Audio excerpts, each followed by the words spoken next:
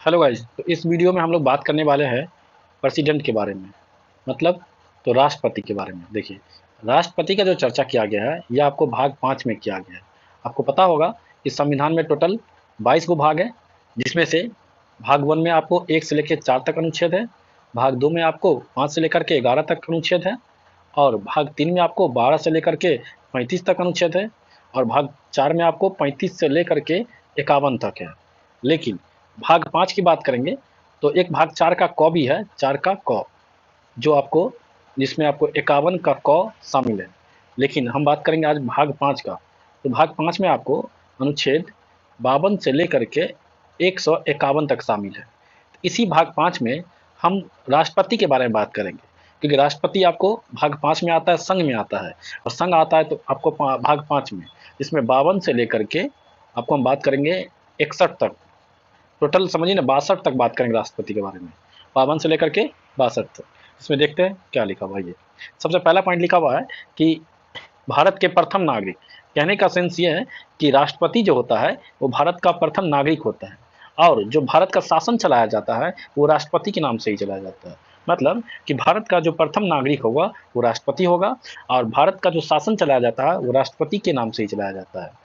तीसरा पॉइंट है कि राष्ट्रपति भारत के संवैधानिक प्रमुख है। मतलब संवैधानिक जो सर्वोच्च स्थान मिला हुआ संविधान में वो राष्ट्रपति को ही मिला हुआ। तो संवैधानिक प्रमुख कौन होता है? मुखिया। तो राष्ट्रपति होता है। अब हम बात करेंगे अनुच्छेद के बारे में। सबसे पहला अनुच्छेद है अनुच्छेद 52। 52 में लिखा हुआ है कि भारत का एक राष्ट्रपति होगा। कहने का मतलब कि अनुच्छेद 52 में लिखा हुआ है कि हमारे संविधान के अनुच्छेद 52 में, भाग 5 के अनुच्छेद 52 में, कि भारत का एक राष्ट्रपति होगा। ये बात लिखा हुआ है अनुच्छेद 52 में। पूछेगा ये बात किस अनुच्छेद में लिखा हुआ है? तो अनुच्छेद 52 में लिखा हुआ है। अगला पॉइंट है अनुच्छेद 53 से। 53 में क्या लिखा हुआ है? तो 53 में लिखा हुआ है कि संघ का कार्यपालिका शक्ति राष्ट्रपति में निहित है। मतलब देखिए, संघ का जो कार्यपालिका का शक्ति है ना, वो किसके पास है? आपको तो राष्ट्रपति के पास है। रियल में इसका शक्ति है प्रधानमंत्री के पास, लेकिन है तो राष्ट्रपति के पास ही, लेकिन यूज नहीं करता राष्ट्रपति। यूज कौन करता है? प्रधानमंत्री। मतलब औपचारिक रूप से कह सकते हैं आप राष्ट्रपति के पास, और वास्तविक रूप से आप कह सकते हैं यूज करने के मकसद से कहेंगे तो आप कह सकते हैं प्रधानमंत्री के पास। अच्छा, अब हम लोग देखेंगे जो अनुच्छेद 53 में बता रहे थे आपको हम, कि संघ का जो कार्यपालिका शक्ति है ये आपको राष्ट्रपति में निहित है। ये बात आपको अनुच्छेद 53 में लिखा है। नीचे में एक पॉइंट और लिखा हुआ है कि राष्ट्रपति इस शक्ति का प्रयोग संविधान के अनुसार या तो स्वयं या अधीनस्थ अधिकारी जो मंत्रिमंडल होता है उसके माध्यम से करते हैं, या खुद भी कर सकते हैं। अगला है अनुच्छेद 54। अनुच्छेद 54 में आपको राष्ट्रपति का निर्वाचक मंडल है। मतलब राष्ट्रपति के इलेक्शन के बारे में चर्चा किया गया है आपको अनुच्छेद 54 में। और ये पद आपको कहाँ से लिया गया? तो आयरलैंड से लिया गया। मतलब अनुच्छेद 54 का जो बात कर रहे हैं ये आपको आयरलैंड से लिया गया है, और जिसमें क्या चर्चा किया गया? तो राष्ट्रपति का निर्वाचक मंडल। अच्छा, राष्ट्रपति के निर्वाचन में, इलेक्शन में कौन कौन भाग ले सकते हैं? तो लोकसभा के निर्वाचित सदस्य भाग ले सकते हैं, राज्यसभा के निर्वाचित सदस्य भाग ले सकते हैं, और विधानसभा के निर्वाचित सदस्य भाग ले सकते हैं। लेकिन विधानमंडल में दो चीज आता है, एक विधानसभा, एक विधान परिषद। और संसद में दो चीज आता है, एक लोकसभा, एक राज्यसभा। तो बात करें यहाँ लोकसभा के निर्वाचित सदस्य भाग लेंगे, लेकिन जो मनोनीत सदस्य होते हैं वो भाग नहीं लेंगे। क्यों? कि राज्यसभा में 12 मनोनीत सदस्य होते हैं, और लोकसभा में आपको 2 एंग्लो इंडियन होते हैं, तो वो निर्वाचित नहीं होते, मनोनीत होते हैं। तो मनोनीत सदस्य भाग नहीं ले सकते राष्ट्रपति के इलेक्शन में। राष्ट्रपति के इलेक्शन में आपको निर्वाचित सदस्य भाग लेंगे। यही पॉइंट लिखा हुआ है कि लोकसभा के निर्वाचित सदस्य भाग लेंगे। इसमें 2 एंग्लो इंडियन आता है, जो एंग्लो इंडियन भाग नहीं लेंगे। एंग्लो इंडियन का मतलब होता है जिसकी मम्मी इंडियन है, भारतीय है, लेकिन पापा आपको कहाँ है? यूरोप के रहने वाले। तो उस सबको कहा जाता है एंग्लो इंडियन। 2 एंग्लो इंडियन के लिए सीट रहता है जो राष्ट्रपति अपने अनुसार चूज करके रख सकते हैं, तो वो लोकसभा में भाग आपको नहीं लेंगे। और 12 को होता है मनोनीत करते हैं, जैसे कोई खेल के क्षेत्र में अच्छा है, कोई संगीत में अच्छा है, कोई क्या कहते हैं फिल्म इंडस्ट्री में अच्छा है, तो उस सबको भी मनोनीत करके ला सकते हैं। जैसे सचिन तेंदुलकर, रेखा, आपको जैसे इंदिरा गांधी को ही ले लीजिए, वो मनोनीत करके आए थे, आगे जाकर प्रधानमंत्री बने। मनमोहन सिंह को ही ले लीजिए, वो मनोनीत करके आए थे और आगे जाकर के आपको क्या बने? तो प्रधानमंत्री भी बने। तो यही बात लिखा हुआ आपको कि लोकसभा के निर्वाचित सदस्य भाग लेंगे लेकिन मनोनीत भाग नहीं लेंगे। राज्यसभा के निर्वाचित सदस्य भाग लेंगे लेकिन मनोनीत भाग नहीं लेंगे। विधानसभा के निर्वाचित सदस्य भाग लेंगे, लेकिन विधानमंडल में एक विधान परिषद भी आता है जो 6 राज्य में है, तो वो भी भाग आपको नहीं लेंगे। अगला पॉइंट है कि सर जैसे लिखा हुआ है कि दिल्ली एवं पांडिचेरी, पांडिचेरी जो केंद्र शासित प्रदेश है, और दिल्ली भी आपको केंद्र शासित प्रदेश है, तो ना दिल्ली के भी भाग लेंगे, पांडिचेरी विधानसभा के भी भाग लेंगे। ये पहले नहीं था, ये 1992 में जोड़ा गया था। 1992 में संविधान में 17वां संविधान संशोधन हुआ था, तब जाकर के दिल्ली विधानसभा के और पांडिचेरी विधानसभा की दोनों केंद्रशासित प्रदेश है, तब जाकर के इसके निर्वाचित सदस्य भी भाग ले सकते हैं राष्ट्रपति के इलेक्शन में। लेकिन जम्मू कश्मीर में विधानसभा है, लेकिन अभी तक सुप्रीम कोर्ट इस पर कोई फैसला नहीं सुनाया है, इसलिए इस पर आपको टिक नहीं लगाना है। यही पॉइंट लिखा हुआ है कि लेकिन संविधान में अभी जम्मू एंड कश्मीर को शामिल नहीं किया गया कहीं भी। जम्मू एंड कश्मीर पर सही ना लगाए जब तक सुप्रीम कोर्ट कोई फैसला ना आ जाए, मतलब सुप्रीम कोर्ट जब तक कोई फैसला नहीं सुना देता है तब तक आपको जम्मू एंड कश्मीर में टिक नहीं लगाना है। अब हम लोग बात करेंगे अनुच्छेद 55 के बारे में। अनुच्छेद 55 में आपको राष्ट्रपति के निर्वाचन की रीति बोलिए, कोटा बोलिए, प्रथा बोलिए, सिस्टम बोलिए, इसके बारे में लिखा हुआ आपको अनुच्छेद 55 में। मतलब कहने का मतलब राष्ट्रपति का जो इलेक्शन होता है अप्रत्यक्ष रूप से होता है। अप्रत्यक्ष का मतलब कि आप उनको डायरेक्ट वोट नहीं दे सकते, इनडायरेक्ट उनको वोट दिया जाता है। अनुपातिक प्रतिनिधि प्रणाली के आधार पर एकल संक्रमणीय मतदान द्वारा और गुप्त मतदान होता है। तो पहले बता दिए कि राष्ट्रपति का इलेक्शन अप्रत्यक्ष होता है। अब मतदान कोई भी इलेक्शन होता है तो गुप्त रूप से ही होता है, दिखा के थोड़ी होता है, कि आपको थोड़ी पता चलेगा कि कौन इंसान किसको वोट दे रहा है, दिखा के होता मारे हो जाएगा। इसलिए कभी भी किसी को बता के नहीं होता या सामने दिखा के नहीं होगा कि आप किसको वोट देना चाहते हैं या किसको वोट नहीं देना चाहते हैं। अच्छा, और लिखा लिखा अप्रत्यक्ष रूप से होता है, मतलब हम लोग डायरेक्ट राष्ट्रपति को वोट नहीं गिराते हैं, इनडायरेक्ट उनका इलेक्शन होता है, अनुपातिक पद्धति के द्वारा होता है और एकल संक्रमणीय मतदान द्वारा होता है। ठीक है, तो देखिए यहाँ पर एक पॉइंट और समझ लीजिए आप कि अनुपातिक प्रतिनिधित्व प्रणाली क्या होता है। इसका मतलब होता है जो राष्ट्रपति का इलेक्शन होता है उसमें ना, जैसे एक चीज बताइए कि हम लोग जब मुखिया का इलेक्शन होता है यहाँ पे, चाहे मुखिया का हो, वार्ड मेंबर का हो, जिला परिषद को, उसमें क्या होता है अगर 4 लोग खड़े, जैसे मतलब ए खड़ा है, बी खड़ा है, सी खड़ा है और डी खड़ा है, तो क्या हम लोग किसी एक को ना वोट देते हैं? जैसे ए को गिराना चाहते हैं, ए को मुखिया बनाना चाहते हैं, ए को वोट गिराते हैं, या बी सी को बनाना चाहते हैं, सी को वोट गिराते हैं। ऐसा नहीं होता कि सबको वोट गिराते हैं, लेकिन राष्ट्रपति के इलेक्शन में क्या होता है कि सबको वोट गिराना पड़ता है। जैसे मान लीजिए 4 आदमी इलेक्शन में खड़ा है, राष्ट्रपति के इलेक्शन में ए बी सी 4 आदमी खड़ा है, तो आपको चॉइस के अनुसार वोट इसमें गिराना पड़ता है, जिसको अनुपाती मतलब अनुपात में वोट गिराना है। कहने का पहले आप जैसे आप 1 नंबर पे किसको रखना चाहते हैं, जैसे 1 नंबर पे आप इनको ए को रखना चाहते हैं, 3 नंबर पे किसको रखना चाहते हैं, मतलब 3 नंबर पे हम बी को रखना चाहते हैं, 2 नंबर पे किसको रखना, सी को रखना चाहते हैं, 4 नंबर पे आप किसको रखना चाहते हैं। तो एक अनुपात में वोट गिराया जाता है राष्ट्रपति के इलेक्शन में, कि आप 1 नंबर पे किसको रखना चाहते हैं, मतलब चॉइस के अनुसार रखा जाता है। मतलब इसमें अगर 4 लोग खड़ा है तो आपको चारों को वोट गिराना पड़ेगा, 3 लोग खड़ा है तो आपको तीनों को वोट गिराना पड़ेगा। ये चीज होता है जिसको अनुपात में कहा जाता है। लेकिन मुखिया साहब के इलेक्शन में ऐसा नहीं होता। मुखिया साहब के इलेक्शन में क्या होता है, आप जिसको वोट गिराना, जिसको पसंद करते हैं बस एक वोट गिराएंगे, इधर के इलेक्शन में सबको वोट गिराया जाता है।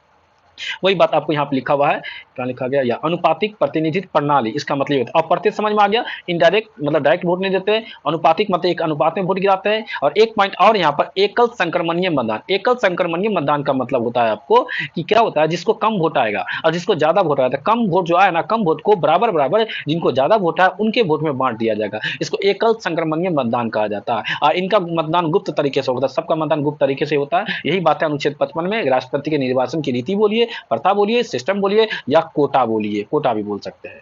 चलिए अब देखते हैं अनुच्छेद 56। अनुच्छेद 56 में क्या लिखा हुआ है, राष्ट्रपति के कार्यकाल, मतलब जो राष्ट्रपति मान लीजिए इलेक्शन हुआ, अनुच्छेद एक बार फिर से बता देते हैं, शुरू से देख लीजिए। अनुच्छेद 52 में क्या था कि भारत का एक राष्ट्रपति होगा। 53 में था कि राष्ट्रपति कार्यपालिका का शक्ति राष्ट्रपति के पास है। 54 में क्या था कि चुनाव होगा, चुनाव कौन करवाता है, निर्वाचक मंडल करवाता है। और अनुच्छेद 55 में आपको राष्ट्रपति का नीति है, और 56 में राष्ट्रपति का कार्यकाल, मतलब जो राष्ट्रपति चुना जाएगा इनडायरेक्ट इलेक्शन होकर के जो आएंगे चुन करके, मतलब इलेक्शन के थ्रू, तो वो कितने दिन तक राष्ट्रपति बन के रहेंगे, पद कितना दिन ग्रहण करेंगे, तो 5 साल तक रहेंगे आपको। मतलब राष्ट्रपति का जो कार्यकाल होता है वो आपको 5 साल का होता है।